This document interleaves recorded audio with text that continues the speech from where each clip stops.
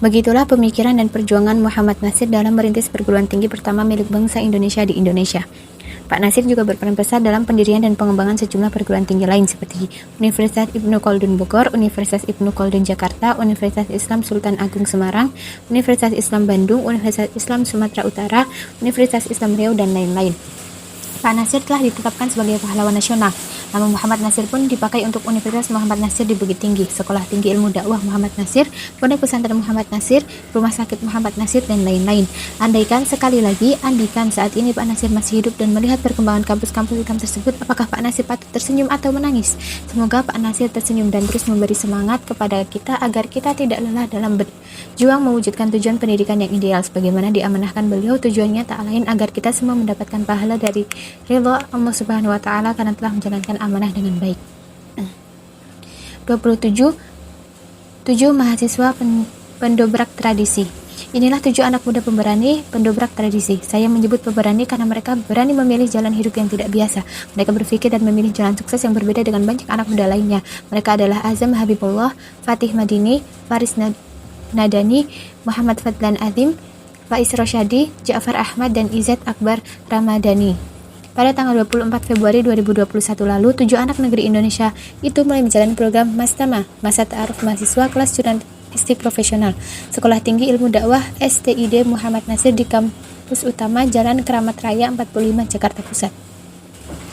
Ini sekedar informasi tentang 7 anak muda pemberani itu. Azam Habibullah, 19 tahun, adalah putra pasangan pendidik di Sumatera Utara. Ibunya seorang dosen dan konsultan pendidikan. Ayahnya seorang insinyur teknik elektro yang juga aktif dalam dunia pendidikan.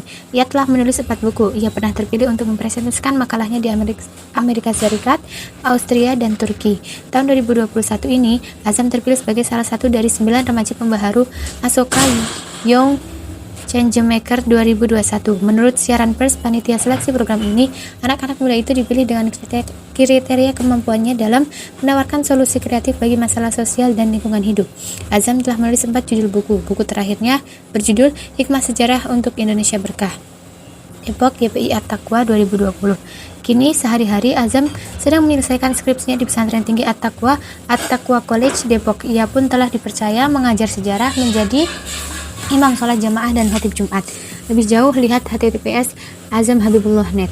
Fatih Madini, 18 tahun, putra Ibu Megawati MPD, pimpinan pesantren At-Taqwa Depok, juga sedang menulis skripsi di At-Taqwa College. Pada usia 16 tahun, di bawah bimbingan Dr. Muhammad Ardiansyah dan Dr. Alwi Alatas, ia telah menerbitkan buku berjudul Mewujudkan Insan dan Peradaban Mulia, Depok, YPI At-Taqwa 2018, oleh Profesor Nurwan Daud. Buku pertama Fatih Madini itu pernah diberi kesempatan untuk dipresentasikan secara singkat dalam acara Saturday Night Lecture di Center for Advanced Studies on Islam, Science and Civilization, University Teknologi Malaysia atau CASIS UTM Kuala Lumpur. Tahun 2020, buku keduanya terbit dengan judul Reformasi Pemikiran Pendidikan Kita, Depok, YPI At-Taqwa 2020. Pernah menjadi pelatih taekwondo dan silat. Sehari-hari, Fatih Madini juga mengajar materi adab ilmu dan bahasa Arab kepada para santri. Saat masih menjadi santri Pristek, Pesantren for the Study of Islamic Thought and Civilization, Fatih Madini dan Faris Radani pernah mempresentasikan makalahnya di International Islamic University Malaysia 2018.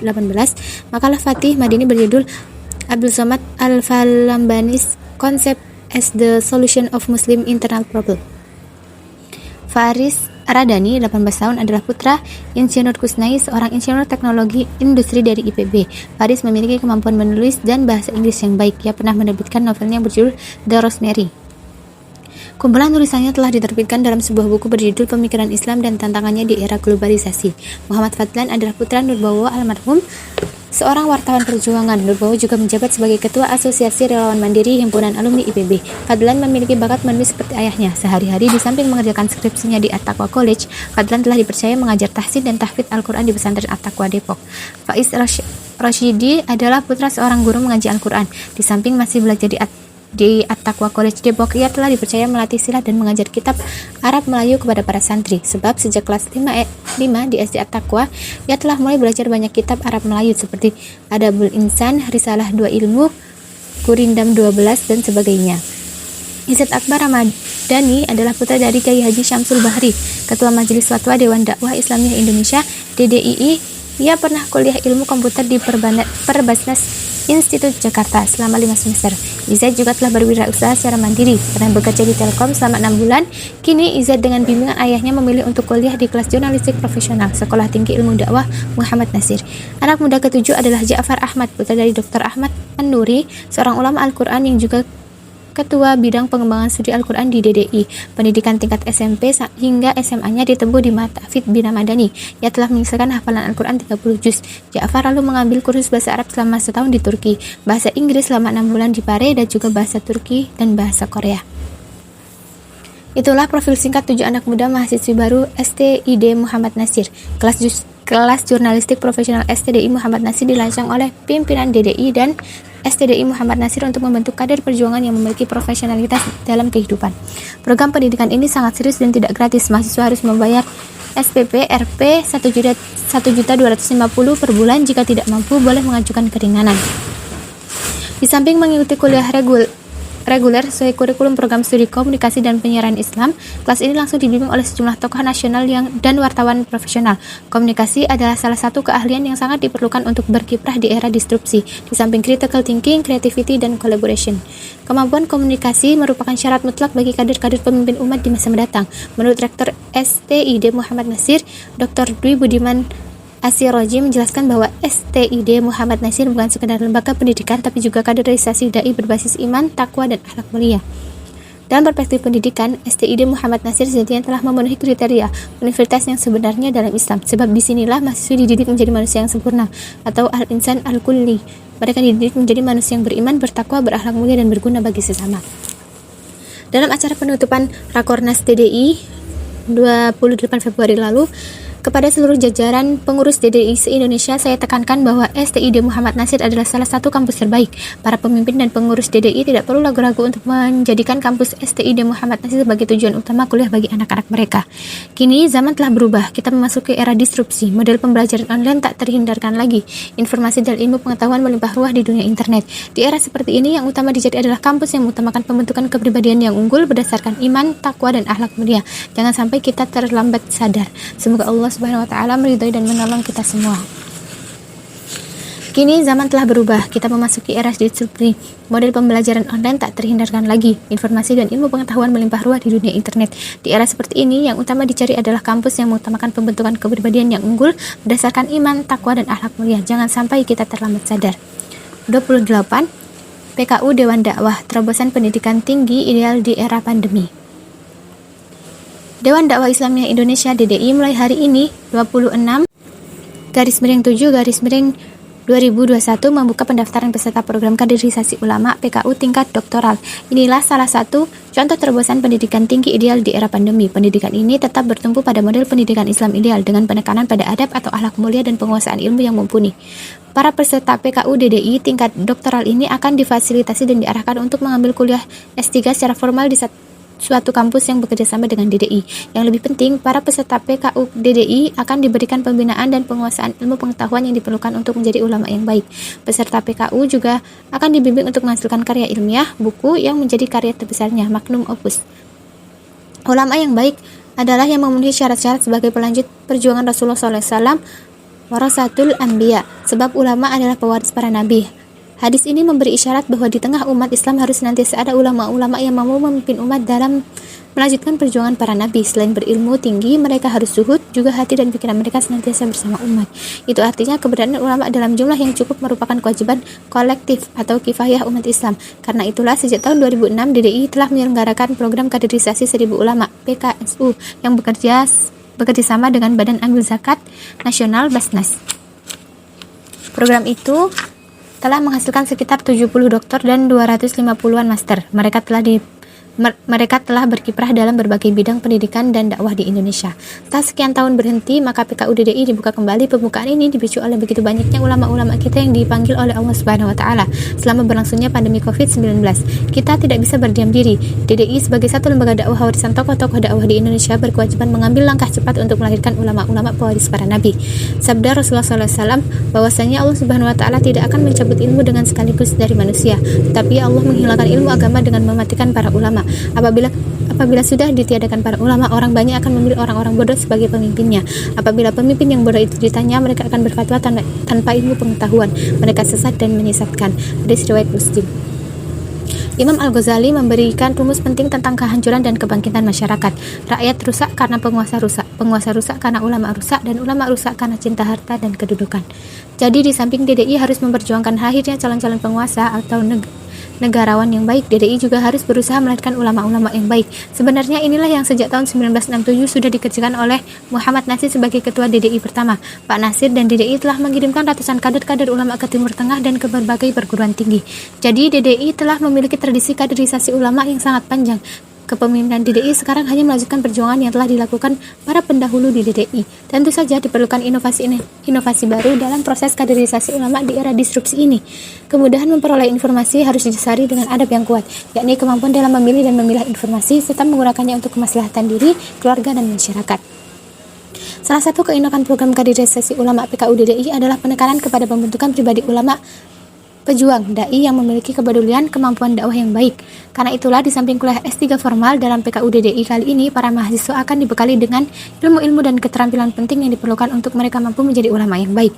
Di antara ilmu-ilmu dan keterampilan yang diperlukan itu adalah 1. Keterampilan menulis, 2. Public speaking, C. Sejarah Indonesia, D. Kajian peradaban Islam, E. Kajian peradaban kontemporer, F. Kajian politik Indonesia, G. Sejarah perjuangan penegakan syariat Islam di Indonesia, H. Kajian ekonomi Islam di Indonesia, I. Pendidikan Indonesia, problem dan solusinya, J. Politik internasional, K. Teknologi informasi, I. Tantangan pemikiran kontemporer, liberalisme, hermeneutika, gender, sekularisme, pluralisme, LGBT. M. Kajian pemikiran ulama dan tokoh dakwah Kiai Haji Asy'ari, Kiai Haji Ahmad Dahlan, Hasan, Hamka, Muhammad Nasir. N. Konsep ilmu Islam dan Barat. O. Fiqhud dakwah. P. Akidah Islamiyah. Q. Kajian Pancasila. R. Islam dan Tata Negara Indonesia. S. Kajian HAM dan Demokrasi. T. Kajian Ekonomi Indonesia Kontemporer. U. Kajian-kajian ulumuddin secara tematik. Adalah sangat penting bagi para calon ulama untuk menguasai problematika umat di Indonesia secara komprehensif dan memahami solusinya meskipun secara global. Bekal ulumuddin yang dimiliki harus digunakan untuk memahami dan memberikan solusi yang dihadapi umat dan bangsa Indonesia. Untuk mencapai hasil yang optimal, maka para peserta PKU DDI wajib memiliki niat ikhlas dalam mencari ilmu dan memperhatikan benar-benar adab dalam mencari ilmu agar meraih ilmu yang bermanfaat. Salah satu rumusan terkenal pernah disampaikan oleh Imam Asy-Syafi'i bahwa ada 6 syarat untuk meraih ilmu, yaitu cerdas, haus ilmu, sabar, biaya, bimbingan guru, dan waktu yang lama. Karena pentingnya peran guru, maka dalam PKU DDI akan disiapkan guru-guru atau dosen-dosen yang terbaik di bidangnya. Insya Allah, ini adalah program kaderisasi ulama yang serius dan berkualitas tinggi. Jadi PKU DDI tingkat doktoral ini bukan sekedar program kuliah untuk mencari gelar doktor, bukan sekedar itu. Yang lebih penting adalah para peserta program ini mendapatkan pengarahan dan motivasi dari para dosen yang terbaik agar bisa mewujudkan tujuan program untuk melahirkan ulama-ulama pewaris Nabi. Jadi ini program unggul dan sangat berharga bagi para sarjana S2 yang memenuhi kualifikasi. Mohon doanya semoga program yang baik ini mendapatkan berkah dan sukses. 29. Makna peluncuran buku mahasiswa ATKO mewujudkan kampus merdeka yang sebenarnya. Masih dalam suasana Idul Adha 1441 Hijriah pada 2 Agustus 2020, 12 Zulhijjah 1441 Hijriah, At-Taqwa College ATKO Depok menggelar acara penting peluncuran buku karya 2 mahasiswa At-Taqwa College Depok.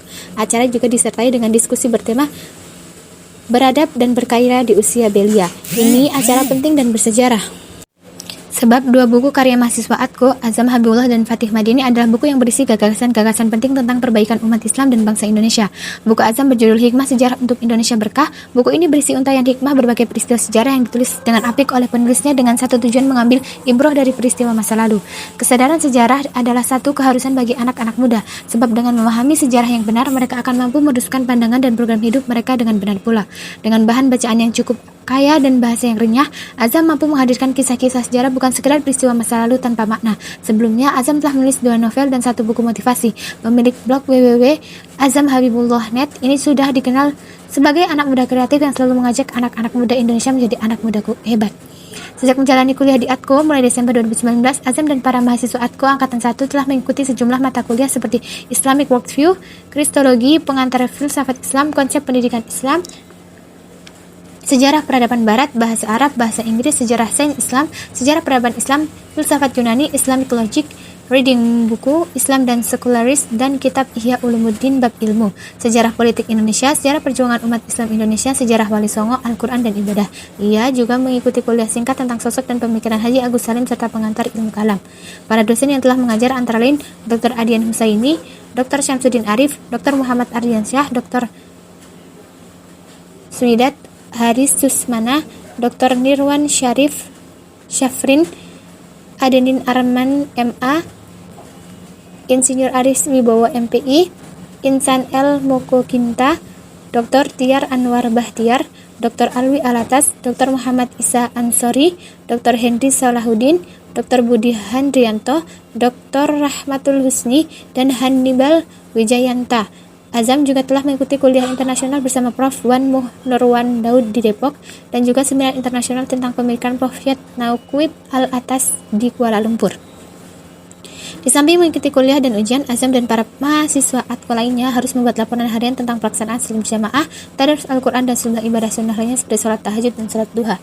Buku Himah Sejarah untuk Indonesia Berkah ini sudah selesai naskahnya sejak Ramadan 1440 Hijriah. Karena itu masih banyak tulisan Azam lain yang belum dimasukkan dalam buku ini.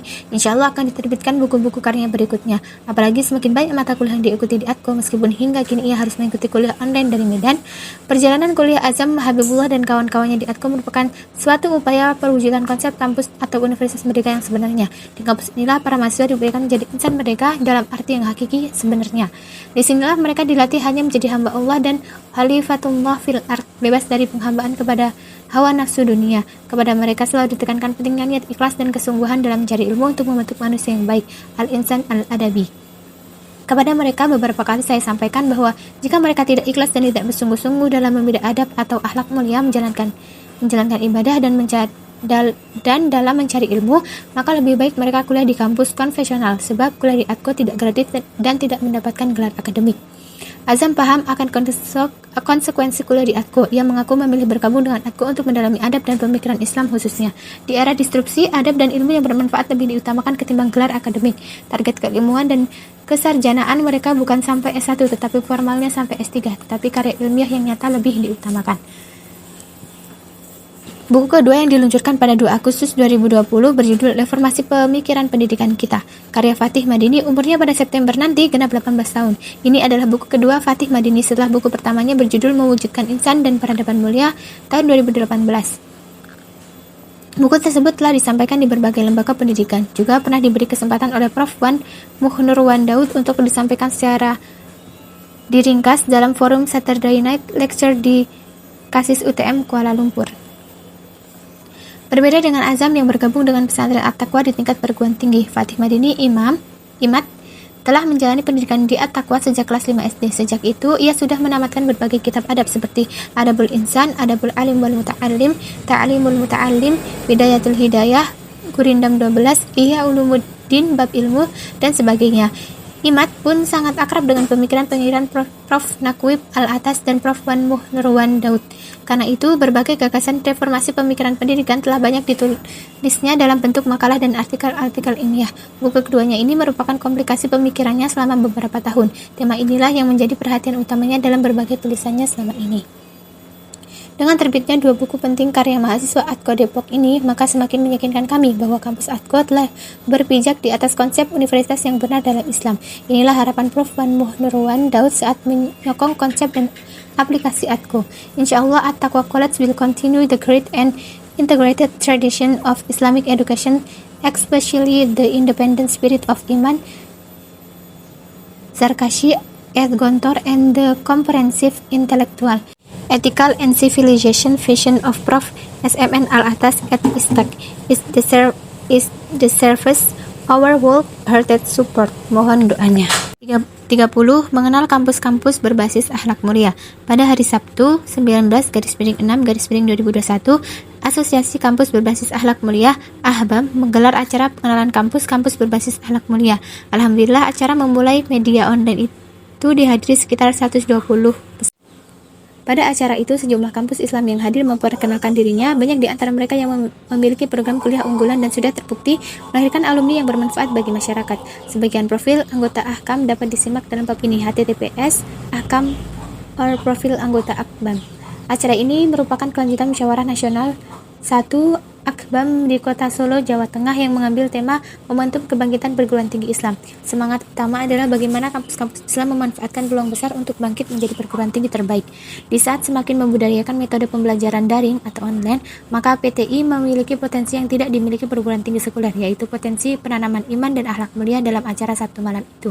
Saya sampaikan kepada seluruh anggota Akbam dan semua yang hadir bahwa kampus-kampus Islam harus meneguhkan jati dirinya sebagai universitas sejati, the real university. Universitas dalam Islam adalah tempat pembentukan manusia paripurna, al-insan al-kulli. Universitas sejati bukan hanya menjadi tempat pembentuk pekerja yang baik atau good worker, tetapi tempat membentuk manusia yang baik, good man. Dalam universitas sejati, para mahasiswa dididik menjadi manusia yang baik yang salah satu kriterianya adalah memiliki profesionalitas untuk mandiri. Iman dan akhlak mulia menjadi kompetensi lulusan yang utama. Bahkan Rasulullah SAW juga menegaskan akmalul mu'minina imanan ahsanuhum khuluqah. Orang mukmin yang paling sempurna imannya adalah yang terbaik akhlaknya. Karena itulah di kampus-kampus Akbam pembentukan akhlak mulia harus menjadi tujuan utama program pendidikannya. Nama Akbam dipilih untuk menegaskan kompetensi PTI terhadap pembentukan akhlak mulia. Ini juga yang menjadi amanah UUD 1945 pasal 31 ayat 3. Penanaman akhlak mulia harus dimulai dari proses pembersihan jiwa. Karena itu hubungan antara dosen dan mahasiswa harus terjadi dalam suasana penuh keriduan. Proses penanaman akhlak mulia tidak dapat dilakukan secara sempurna hanya dengan pembelajaran online. Karena itu dalam kampus-kampus Akbam, para dosen dan mahasiswa harus berjuang bersama-sama untuk membersihkan jiwa. Inilah satu aktivitas perjuangan mujahadah ahlan nafs, berjihad melawan hawa nafsu. Jiwa harus bersih dari aneka penyakit jiwa seperti penyakit munafik, malas, penakut atau pengecut, sombong, dengki, lemah, dan cinta dunia. Bahkan penyakit cinta dunia, hubbud dunia, ini perlu mendapatkan penanganan sangat serius. Inilah pangkal segala kerusakan, ra'sukulu khotiatin.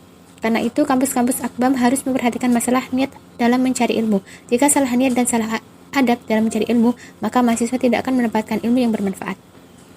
Pada acara itu, saya juga menekankan agar kampus-kampus Islam memiliki rasa percaya diri karena memiliki keunggulan yang khas, yaitu kesungguhan dalam mendidik para mahasiswanya menjadi orang baik. Mereka bukan sekedar dididik untuk bisa mencari makan, tetapi dididik untuk menjadi orang baik. Hidup di tengah hegemoni pemikiran dan sistem pendidikan sekuler, maka kampus-kampus Akbam harus berjuang sekuat tenaga untuk menjadi contoh perguruan tinggi terbaik. Kampus-kampus Akbam dituntut unggul dalam akhlak mulia sekaligus dalam hal profesionalitas. Dalam hal ini, kampus Islam tidak boleh terjebak dengan formalisme dan linearisme sempit. Di era disrupsi, semua perguruan tinggi kini memiliki kesempatan yang sama untuk meraih keunggulan. Peluang ini terbuka bagi seluruh jenis dan bentuk perguruan tinggi Islam yang bersifat formal atau non-formal, yang berbentuk universitas, institut, sekolah tinggi atau pesantren tinggi, mahat ali, semua punya peluang yang sama. Tapi jangan lupa, tantangan pun masih sangat berat. Bahkan tantangan terberat itu datang dari internal umat Islam dan perguruan tinggi Islam sendiri. Tantangan itu berupa salah paham dan tidak percaya diri bahwa kampus-kampus Islam adalah kampus terbaik. Karena itulah saya mengajak agar kampus-kampus Akbam tidak merasa rendah diri dalam melaksanakan proses pendidikan yang ideal. Insya Allah, jika program-program Akbam berjalan dengan baik, maka akan lahir banyak lulusan kampus-kampus Akbam yang unggul dan diterima masyarakat. Optimisme seperti itulah yang tampak dalam pertemuan dan pengenalan kampus-kampus Akbam. Semoga ke depan kampus-kampus Akbam dapat menjadi pusat kaderisasi dai-dai perjuangan yang mumpuni. Amin. Universitas dalam Islam adalah tempat pembentukan manusia paripurna, al-insan al-kulli. Universitas jati bukan hanya menjadi tempat membentuk pekerja yang baik, good worker, tetapi tempat pembentuk manusia yang baik, good man. 31. Mau ikut Ki Hajar Dewantara, ubahlah UI jadi pesantren. Dalam pidatonya 2 Mei 2021, Mendikbud Ristek Nadiem Makarim menyatakan tekadnya untuk mengikuti pemikiran tokoh pendidikan nasional Ki Hajar Dewantara. Kata Nadiem Makarim, mulai hari ini pemikiran Bapak Pendidikan Indonesia tersebut haruslah kita jiwai dan kita hidupkan kembali agar lekas tercipta pendidikan yang berkualitas bagi seluruh rakyat Indonesia, serta terwujudnya kemerdekaan belajar yang sejati. Menyimak pidato Mendikbud Ristek tersebut, patutlah kita bertanya, apakah selama ini pemikiran Ki Hajar Dewantara tidak dijiwai dan tidak dihidupkan untuk diikuti? Padahal Hari Pendidikan Nasional 2 Mei ditetapkan berdasarkan hari lahir Ki Hajar Dewantara. Bahkan semboyan Pendidikan Nasional pun mengutip kata-kata Ki Hajar Dewantara, ing ngarso sing tulodo, ing madya mangun karso tutpuri handayani. Tapi baiklah, kita menghargai tekad pemerintah untuk memajukan pendidikan nasional dengan katanya mau mengikuti pemikiran Ki Hajar Dewantara. Akan tetapi patutlah disadari bahwa jika tekad itu benar-benar mau diwujudkan, maka menurut hemat saya, pemerintah seyogyanya membuat sejumlah pondok pesantren sebagai model pendidikan nasional yang ideal. Sebab itulah gagasan Ki Hajar Dewantara. Gagasan itu dituangkan oleh Ki Hajar pada bulan November 1928 di majalah Wasita Jilid 1 nomor 2 dalam artikel berjudul Sistem Pondok dan Asrama Itulah Sistem Nasional. Ki Hajar menulis bahwa hakikat pondok pesantren adalah terjadi proses interaksi intensif antara kiai dan santri sehingga terjadi proses pengajaran dan pendidikan. Mulai zaman dahulu hingga sekarang, rakyat kita mempunyai rumah pengajaran yang juga menjadi rumah pendidikan, yaitu kalau sekarang pondok pesantren. Kalau zaman Kabudan dinamakan pawiyatan atau asrama. Adapun sifatnya pesantren atau pondok dan asrama yaitu rumah kiai guru Ki Hajar yang dipakai buat pondokan santri-santri atau cantrik-cantrik dan buat rumah pengajaran juga. Di situ karena guru dan murid tiap hari siang malam berkumpul jadi satu, maka pengajaran dengan sendiri selalu berhubungan dengan pendidikan. Demikian kata Ki Hajar Dewantara. Lihat buku Ki Hajar Dewantara, Pemikiran, Konsepsi, Keteladanan dan Sikap Merdeka 1. Pendidikan, Majelis Luhur Persatuan Taman Siswa Yogyakarta, Universitas Sarjana Wiyata Taman Siswa 2013 cetakan kelima halaman 370 sampai 371. Dalam tulisan itu Ki Hajar menyebut bahwa di pondok pesantren pengajaran on the risk dan pendidikan of feeding selalu saling terkait atau berhubungan. Pendidikan adalah proses penanaman nilai-nilai akhlak, sedangkan pengajaran adalah proses ahli ilmu pengetahuan. Dalam istilah pendidikan, panduan antara pengajaran dan pendidikan disebut sebagai ta'dib. Dalam berbagai tulisannya, Ki Hajar Dewantara menekankan bahwa intisari pendidikan adalah proses penanaman adab dan kesusilaan. Ia mengecam keras pendidikan model barat yang hanya menekankan pada aspek intelektualitas. Ia mengkritik kaum bangsawan yang lebih suka mengirimkan anak-anak mereka ke sekolah yang hanya mengembangkan aspek intelektual dan aspek fisik semata. Tujuan pendidikan semacam itu hanya untuk mendapatkan ijazah yang hanya memungkinkan para siswa menjadi buruh.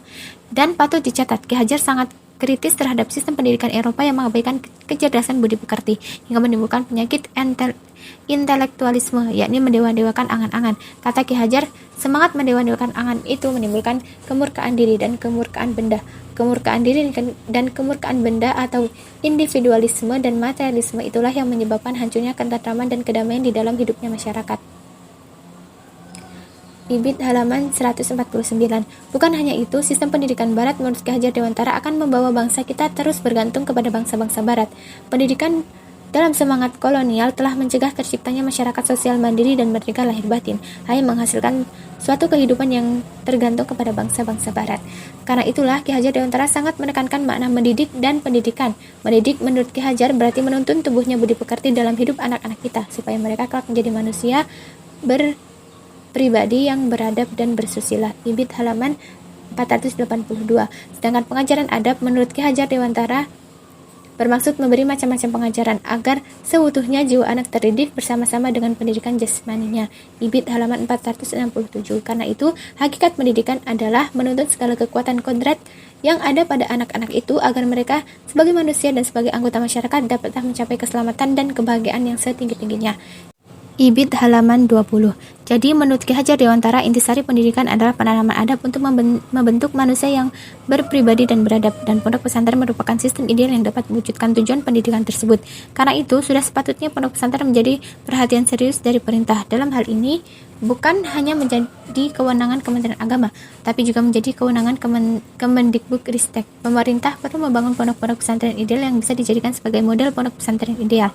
Sebenarnya, saat ini ada sejumlah pesantren milik pemerintah yang bisa dikembangkan menjadi pesantren model atau pesantren percontohan seperti Madrasah Insan Cendekia di Serpong dan berbagai tempat lainnya. Sejumlah perguruan tinggi negeri seperti IPB juga telah menerapkan model pendidikan pesantren meskipun hanya berlangsung setahun dan belum menggunakan konsep pendidikan pesantren sebagaimana seharusnya. Sebab menurut saya dalam sejarah pendidikan Islam, pesantren memiliki setidaknya 6 rukun. 1. Ada keteladanan pimpinan dan guru. 2. Pendalaman ilmu-ilmu agama, tafakuh fiddin. 3. Penanaman jiwa merdeka dan mandiri. 4. Penanaman nilai-nilai perjuangan. 5. Pengutamaan adab atau akhlak mulia. Dan 6. Penanaman rasa cinta dan kepedulian terhadap NKRI dan kondisi masyarakat.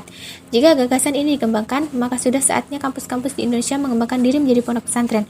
Maka insya Allah akan muncul nama-nama pesantren UI, pesantren ITB, pesantren Universitas IPB, pesantren UGM, pesantren UNPAD, pesantren UNER, pesantren UNDIP, pesantren ITS, pesantren USU, pesantren Universitas Andalas, pesantren USRI, pesantren USAS, dan sebagainya. Konsep pendidikan berbasis adab inilah yang sangat ditekankan juga para tokoh pendidik lainnya seperti Kiai Haji Hashim Asy'ari, Kiai Haji Ahmad Dahlan, Muhammad Nasir, dan sebagainya. Mereka sangat menekankan pentingnya penanaman adab dan akhlak dalam proses pendidikan. Kiai Haji Hashim Asy'ari menjelaskan lebih mendalam dan sistematis masalah ini dalam kitabnya Adabul Alim wal Muta'allim. Meskipun tidak menulis kitab khusus tentang adab, pendiri Muhammadiyah Kiai Haji Ahmad Dahlan misalnya dikenal memiliki adab yang tinggi dalam mendidik para muridnya. Selain memberikan teladan, beliau juga tak henti-hentinya memberikan motivasi di dalam perjuangan. Sampai-sampai Bung Karno mengakui ketika berusia 15 tahun ia sudah mengintil Kiai Dahlan.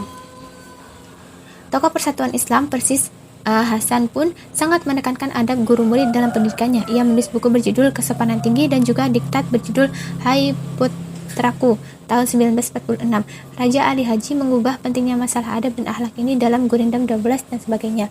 Jadi jika Menteri Nadiem Makarim serius mau menghidupkan dan mengikuti konsep pendidikan Ki Hajar Dewantara, sudah ada cara praktisnya. Tentu saja pesantren model saat ini harus dikembangkan dan diaktualkan dengan tantangan era distorsi 4.0 wallahu a'lam bishawab. Bukan hanya itu, sistem pendidikan barat menurut Ki Hajar Dewantara akan membawa bangsa kita terus bergantung kepada bangsa-bangsa barat. Pendidikan dalam semangat kolonial telah mencegah terciptanya masyarakat sosial mandiri dan merdeka lahir batin, hanya menghasilkan suatu kehidupan yang tergantung kepada bangsa-bangsa barat. 32. Kuliah bukan hanya untuk hidup, tapi juga untuk paham kehidupan. Ada yang bertanya mengapa saya memasukkan anak kelima saya, Fatih Madini, kuliah ke kampus DDI, STID Muhammad Nasir, bukan ke perguruan tinggi yang kata orang bergengsi yang berakreditasi tinggi secara nasional maupun internasional. Berikut ini jawabannya.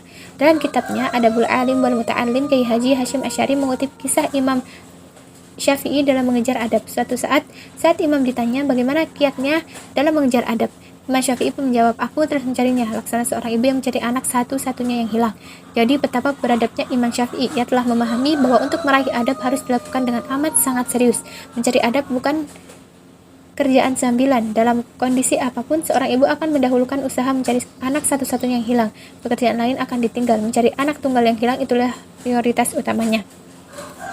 Begitu seriusnya masalah adab itu sehingga Kiai Hashim Asy'ari menyatakan, siapa yang tidak beradab sejatinya ia tidak bersyariat, tidak beriman, dan tidak bertauhid.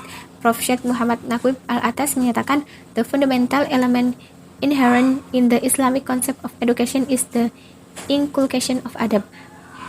Abdullah Ibn Mubarak, seorang ulama terkenal, menyebutkan bahwa 2/3 porsi ajaran Islam adalah adab. Kadal adabu yakunu sulusai al-din. Itulah kedudukan penting adab dalam ajaran Islam. Karena itu bisa dikatakan hakikat pendidikan dalam Islam adalah proses penanaman adab. Orang mencari ilmu dan melakukan berbagai proses penempaan diri harus bertujuan satu, menjadikan dia semakin beradab. Rasulullah SAW menjelaskan bahwa salah satu hak anak, yakni kewajiban orang tua, adalah menjadikan anaknya semakin baik adabnya. Wayuhsina adabahu. Hak anak itu harus ditunaikan agar di akhirat anak-anak tidak menuntut haknya kepada orang tuanya. Itulah beratnya tugas dan kewajiban orang tua terhadap keluarganya. Al-Quran menyebutkan akad nikah sebagai misakon ghalidho, perjanjian yang berat. Istilah misakon ghalidho juga digunakan untuk perjanjian antara Allah dengan para nabinya. Karena itulah dalam tafsir Ibnu Katsir disebutkan, Ali bin Abi Thalib menjelaskan makna ayat, wahai orang-orang yang beriman, jagalah dirimu dan keluargamu dari api neraka, adalah adibuhum wa'allimuhum. Jadi tugas orang tua yang utama adalah mendidik anak-anak agar menjadi manusia yang baik, yakni manusia yang beradab kepada Tuhannya, kepada Rasulnya, kepada para pewaris Nabi, ulama, kepada guru, kepada orang tua, kepada agamanya, kepada sesama muslim, kepada sesama manusia, kepada makhluk lain, kepada alam sekitar, dan juga beradab kepada dirinya sendiri. Karena itu amat sangat aneh jika dunia pendidikan tidak mengutamakan pembentukan orang tua yang beradab, yakni orang tua memahami hak dan kewajibannya terhadap anak-anaknya. Bukan hanya orang tua yang bisa memberi makan kepada anak-anaknya. Anak-anak itu bukanlah hewan yang hidupnya hanya mengejar kenikmatan aneka syahwat. Lihat Quran Surat Muhammad ayat 12. Al-Quran memberikan sejumlah contoh orang tua yang mendidik anak-anaknya dengan penanaman adab seperti Nabi Ibrahim, Nabi Yakub, Luqman Al-Hakim, dan sebagainya. Dan tentu saja contoh pendidikan keluarga terbaik adalah Nabi kita, Rasulullah Muhammad SAW. Kunci untuk meraih adab adalah ilmu yang bermanfaat. Karena itulah Prof. Syekh Naqib Al-Atas menyatakan bahwa hilang adab, loss of adab, terjadi akibat kekacauan ilmu. Confusion of knowledge. Ilmu yang diajari adalah ilmu yang salah atau salah pula niat dan cara mencarinya. Adab tertinggi adalah adab kepada Allah. Manusia beradab adalah yang memahami siapa Tuhannya dengan benar dan kemudian beribadah dengan benar sehingga mendapatkan ridha Tuhannya. Itulah tujuan penciptaan manusia, beribadah kepada Allah Subhanahu wa taala. Quran surat Al-Dzariyat ayat 56. Begitulah pentingnya masalah adab dalam kehidupan umat Islam. Jatuh bangunnya umat bergantung pada soal adab ini. Maka pendidikan kita pun sepatutnya secara serius diarahkan untuk membentuk manusia-manusia beradab. Perguruan tinggi khususnya punya tugas mulia mencetak sarjana, ilmuwan atau praktis beradab. Ironis, miris, dan tragis jika para pengelola pendidikan tinggi, apalagi yang berlalu Islam, belum paham makna adab. Padahal begitu sentralnya kedudukan adab dalam ajaran Islam. Sejak masa sahabat Nabi, masalah adab sudah sangat ditekankan. Kata Umar bin Khattab radhiyallahu anhu, "Ta'addabu tsumma ta'allamu." Beradablah kalian, kemudian berilmulah kalian. Hari-hari dan bulan-bulan ini banyak pelajar SMA tingkat akhir dan orang tuanya yang sedang sibuk mencari perguruan tinggi tempat kuliah. Hingga kini masih banyak yang mengutamakan faktor duniawi, soal kerja sebagai indikator utama pilihan kampusnya. Dalam perspektif barat, menjabarkan makna ungkapan Sayyidina Umar bin Khattab radhiyallahu anhu tersebut, pendidikan Islam bisa dirumuskan dengan pola TOP, yaitu tanamkan adab sebelum ilmu, 2. Utamakan ilmu-ilmu fardhu ain, dan 3. Pilih ilmu fardhu kifayah yang tepat.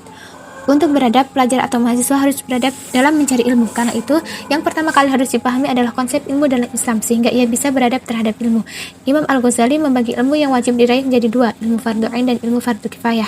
Tiap mahasiswa wajib meraih ilmu-ilmu yang diperlukan untuk bisa beriman dan beribadah yang benar. Itu ilmu fardhu ain namanya. Pada saat yang sama, mahasiswa pun wajib tahu potensi diri dan keperluan umat Islam dalam perjuangan. Ia harus bisa memilih ilmu fardhu kifayah yang tepat sesuai potensi dirinya dan keperluan masyarakat. Untuk mahasiswa cerdas harus diarahkan agar ia menguasai adab, ilmu-ilmu fardhu ain, dan berbagai ilmu fardhu kifayah yang diperlukan. Mahasiswa super cerdas berbeda tanggung jawab keilmuannya dengan mahasiswa yang kurang cerdas. Manusia yang baik adalah yang bermanfaat pada sesama manusia, apapun potensi yang dimilikinya. Begitu pesan Nabi kita. Sesuai Quran Surat Luqman ayat 17, utama mahasiswa muslim memasuki dalam perguruan tinggi adalah agar ia menjadi hamba Allah yang baik, menjadi pejuang di jalan Allah, bisa bermanfaat kepada sesama manusia. Kampus adalah dunia ilmu dan perjuangan. Inilah adab dalam mencari ilmu di perguruan tinggi. Kuliah bukan hanya untuk bisa cari makan agar bisa hidup, tetapi yang lebih mendasar, kuliah untuk memahami kehidupan agar ia bisa menjadi orang baik, orang yang beradab. Wallahu a'lam bishawab. 33. Hati-hati jangan sampai ikut kuliah tapi tidak berpendidikan tinggi. Alhamdulillah pada 17 Desember 2020 telah dilaksanakan diskusi dan peluncuran buku perguruan tinggi ideal di era disrupsi pasca COVID-19. Cetakan kedua Depok YPI At-Taqwa 2020. Diskusi ini dihadiri sekitar 300-an peserta melalui media Zoom dan FB. Di samping peserta individual, ada beberapa mahasiswa akademik dakwah Indonesia ADI, Dewan Dakwah Islamiyah Indonesia yang menyelenggarakan nonton bareng nobar tampak ADI Palu, ADI Jawa Barat, ADI Bengkulu, ADI Bukit Tinggi, dan sebagainya. Tampak juga peserta yang merupakan mahasiswa S3 Pendidikan Islam UIK Bogor. Satu poin penting yang saya tekankan pada diskusi tersebut adalah menjelaskan kembali makna universitas dan pendidikan tinggi dalam Islam. Sebab dalam wacana sehari-hari, dua istilah penting itu telah banyak disalahpahami, seperti juga kesalahpahaman terhadap makna pendidikan dan sekolah. Hakikat pendidikan adalah penanaman nilai-nilai kebaikan dalam diri seseorang, ta'dib. Jadi bisa saja seorang secara formal tercatat dan ikut sebagai murid di satu sekolah, tapi ia tidak berpendidikan, sebab ia tidak menjalani proses penanaman nilai-nilai adab atau akhlak mulia. Ia bersekolah tetapi tidak berpendidikan. Begitu juga halnya dengan makna pendidikan tinggi dan perguruan tinggi. Bisa jadi seorang mahasiswa tercatat dan mengikuti proses perkuliahan di suatu universitas, tapi pada hakikatnya ia tidak berpendidikan tinggi, sebab dalam istilah Profesor Syed Muhammad Naqib Al-Atas, ia tidak menjalani proses pendidikan untuk menjadi manusia yang sempurna, al-insan al-kulli atau a universal man. Saat ini, dunia internasional universitas telah disempitkan maknanya menjadi tempat untuk mentraining mahasiswa agar meraih wawasan dan skill tertentu untuk bisa mencari makan dan meraih kedudukan sosial tertentu. Mahasiswa tidak dididik menjadi orang baik, yakni menurut UUD 1945 pasal 31 nomor 3, manusia yang beriman, bertakwa, dan berakhlak mulia.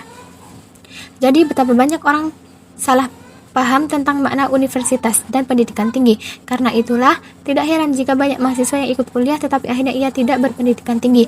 Ia tidak paham tentang hakikat dirinya, tentang hakikat Tuhannya, tidak paham tujuan dan tugas hidupnya, tidak paham makna ilmu, tidak paham bagaimana beradab kepada para nabi dan para ulama, tidak paham bagaimana bersikap terhadap orang tuanya, guru-gurunya, saudara-saudaranya dan juga tidak paham bagaimana bersikap terhadap negaranya secara adil. Dan bahkan ia tidak paham bagaimana harus bersikap terhadap dirinya sendiri, bagaimana memperlakukan jiwa, nafs, dan badannya secara adil, bagaimana ia harus menempatkan proses pensucian diri, tazkiyatun nafs sebagai kegiatan terpenting dalam hidupnya. Ringkasnya, meskipun menjalani proses perkuliahan, tetapi si mahasiswa tidak dididik untuk menjadi manusia seutuhnya, yakni dididik menjadi orang baik, good man, dididik sebagai hamba Allah dan Khalifatullah fil ard, sebagaimana tujuan penciptaan dirinya. Bahkan sejak di bangku sekolah ia sudah diajarkan bahwa asal-usul dirinya berasal dari kelanjutan kehidupan monyet, dan tujuan terpenting dari proses pendidikannya adalah bisa survive dalam kehidupan secara materi, dan bahwa kemajuan terpenting dalam hidup adalah meraih jabatan tinggi, meraih popularitas, meraih kekayaan materi, dan sejenisnya. Padahal, dalam konsep dan sejarah pendidikan Islam, perguruan tinggi universitas adalah tempat untuk mendidik manusia menjadi al-insan al-kulli, menjadi manusia yang seutuhnya atau manusia yang universal. Proses pendidikan tinggi itu bisa berlangsung di rumah, di masjid, di pesantren tinggi, di universitas Islam, dan sebagainya. Yang penting di situ terjadi proses pendidikan tinggi, bukan sekedar ada bangunan universitas dan proses perkuliahan secara formal. Peluang era disrupsi, buku terbitan Akademi Ilmu Pengetahuan Indonesia (AIP) tahun 2017 yang berjudul Era Disrupsi, Peluang dan Tantangan Pendidikan Tinggi Indonesia menyarankan bahwa dalam menghadapi era disrupsi diperlukan perubahan berpikir yang mendasar. MOOCC (Massive Open Online Courses) telah mengancam eksistensi banyak universitas konvensional. Serbuan COVID-19 semakin menyulitkan banyak perguruan tinggi di Indonesia. Banyak kampus terancam bangkrut. Bahkan sebelum serbuan virus corona, hal itu sudah mulai dirasakan banyak kampus konvensional sejak 27 November 2017. Laman Asosiasi Perguruan Tinggi Swasta www.aptisi.org memuat satu berita berjudul Perguruan Tinggi Terancam Bangkrut Akibat Pendidikan Online. Berita itu mengutip buku Clayton Christensen berjudul The Innovative University dan penulis terkenal Henry Eyring. Menurut analisis mereka, pendidikan online akan menjadi pilihan pendidikan yang efektif dan membuat pendidikan dengan model bisnis tradisional tertinggal. Christensen memprediksi 50% dari 40.000 perguruan tinggi di AS akan bangkrut dalam 10 hingga 15 tahun yang akan datang. Pendapat itu pun diamini Departemen Pendidikan AS dan proyek Moody's Investment Service. Meski demikian, Christensen memberi catatan bahwa satu hal yang tidak bisa digantikan oleh pendidikan online yakni peran dosen. Dalam penelitiannya, ia menemukan alumni yang sukses memberi banyak bantuan atau donasi ke kampusnya karena dosen atau pelatihnya yang dulu mengajar. Itu tahun 2017. Pada 24 April 2020, di tengah merebaknya wabah virus corona, Ketua Asosiasi Perguruan Tinggi Swasta Indonesia (APTISI) Budi Jatmiko mengatakan bahwa 50% mahasiswa tidak sanggup membayar sumbangan pembinaan pendidikan (SPP) karena terdampak wabah COVID-19 atau virus corona. Menurut Budi, dampak mahasiswa tidak bisa bayar SPP membuat banyak PTS terancam tidak mampu membayar upah dosen dalam waktu dekat. Kasus ini terjadi khususnya pada kampus skala kecil dan menengah. Faktanya, setidaknya 75% PTS di Indonesia berskala kecil, 20% menengah, dan 5% besar. Peringatan dan pernyataan Ketua APTISI itu sangat penting kita perhatikan, sebab jumlah PTS di Indonesia sangatlah besar. Tahun 2019, jumlah PTS di Indonesia tercatat sekitar 450. Jumlah ini lebih besar dari China yang hanya mempunyai perguruan tinggi sebanyak 2.825. Jadi, jika 50% saja mahasiswa yang kesulitan membayar SPP, maka bisa diperkirakan dampaknya terhadap nasib perguruan tinggi di Indonesia. Jika prediksi itu betul, maka ribuan PTS akan terpaksa ditutup karena bangkrut. Di era distopis seperti inilah, umat Islam memiliki peluang mewujudkan proses pendidikan tinggi yang sebenarnya, sesuai konsep universitas dalam Islam. Alhamdulillah, konsep ini telah dicoba di At-Taqwa College Depok dan diterapkan di banyak pesantren di Indonesia. Agar lebih paham, silahkan baca buku Perguruan Tinggi Ideal di Era Distopis Pasca COVID-19. Hubungi Diva Books 0813 8111 2253. Untuk beradab, pelajar atau mahasiswa harus beradab dalam mencari ilmu. Karena itu, yang pertama kali harus dipahami adalah konsep ilmu dalam Islam, sehingga ia bisa beradab terhadap ilmu. Imam Al-Ghazali membagi ilmu yang wajib diraih menjadi dua. Yang pertama, ilmu fardu ain dan ilmu fardu kifayah.